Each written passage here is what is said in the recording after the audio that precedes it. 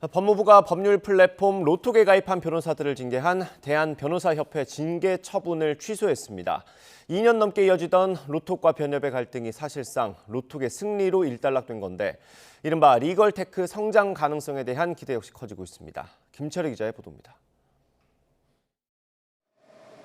재작년 5월 대한변호사협회는 법률 서비스 플랫폼 이용을 막겠다며 플랫폼 가입 변호사들을 징계할 수 있게 협회 광고 규정을 개정했습니다.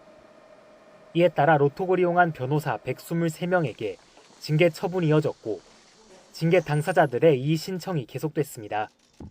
갈등의 골이 깊어지자 법무부는 당사자들을 직접 불러 징계가 적절했는지 따졌고 변호사 플랫폼을 활성화시켜 법조 시장과 국민의 선택권을 그 사기업에 완전히 종속시킬 것인지 정의와 법치에 기반한 합리적인 판단을 내려주실 것이라 믿어 의심치 않습니다.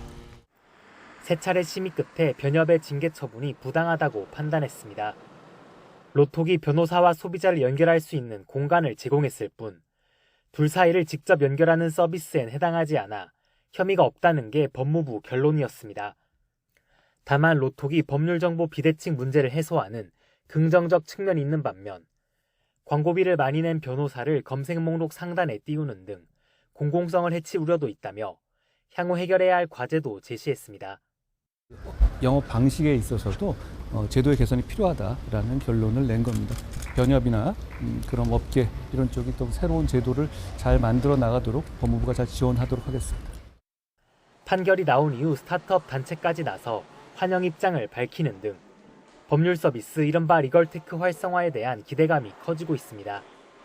플랫폼 규제 장애물이 일단 치워진 만큼 정부가 더욱 규제를 풀고 공정한 경쟁을 유도하면 산업이 급성장할 수 있다는 겁니다.